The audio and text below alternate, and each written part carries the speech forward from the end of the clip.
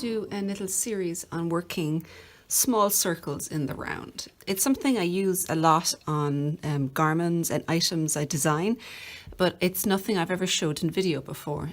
And usually when I'm writing in a pattern, I'll give a couple of different options. I might say use the magic loop, use double pointed needles, or 2 circular needles.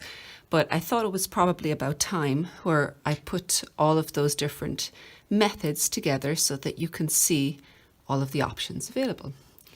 So the first one we're going to look at is probably my personal favorite. It is working on magic loop in the round. I've just cast on a certain number of stitches here, so I'm ready to get going. And to do magic loop, you want a circular needle, nice and long. The minimum I would use for a small circumference would be about 32 inches or 80 centimeters. But if you've got a longer one, that's fine too. And the second thing that's important, as well as the length, is that the cord you're using is flexible.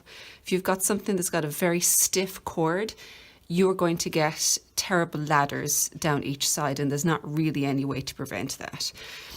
So I'm going to show you now with magic loop how to set it up.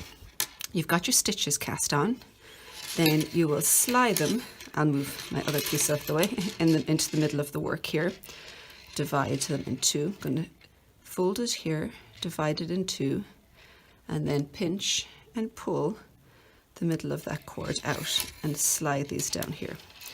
Now, when you're working magic loop, the 2 things to remember is that the front needle here is going to be your working needle. So you want those stitches slid all the way down to the tip. And the second important point is your yarn, when you're starting a new section of the magic loop, will always be coming from the back. So when you remember those 2, it makes it easier to remember how to set it back up for yourself again. So I'm going to pull this cord here, so I'm ready to work. So my yarn's coming from the back one. My stitches are on the working needle at the front. I've got a nice loop of cord over here, and I've got a nice loop of cord over here. And that means that it gives me lots of flexibility in each side. Then all I'm going to do is make sure I take my working yarn and begin working those front stitches. So the first one, I'm just going to kind of hold it together because it's going to want to pop apart. And I'm just going to knit right over the front here. You can see this works nice and well because of the flexible cord, because the second half of the stitches just happily sit on that flexible cord on the back, and I'm just working on the other half in the front. They're sitting there, they're not being stretched out. When I finish that half of the stitches, I'm going to turn around, going to bring my yarn out of the way here, slide things along here. Again, I want to make sure my working yarn's at the back and my stitches, here, I'm going to pull this down here too because I want that out of the way. And the stitches that I want to work on are going to be at the front needle here. So I'll slide these all down here. And then I will just get started on the second side, the exact same as on the front.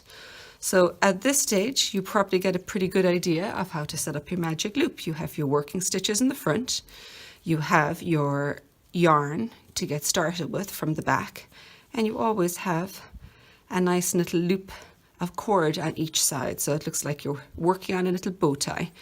And just be careful when you start the section on the other side each time that you pull tightly enough that, oh, I've got a loop here, that you've got, that you're not going to get a ladder at the start and at the end. And that's all there is to working magic loop. I find it very useful because it's going to be on the same needle that you're probably working the rest of the garment on, so you don't have to find any other one. And it also has the advantage, similar to that you don't have to buy any extra needles. Not everyone likes these loops out each side, so it's good to see a nice variety of techniques that you can use, and I'm going to go and demonstrate other ways of working in the round so you can find your preferred method.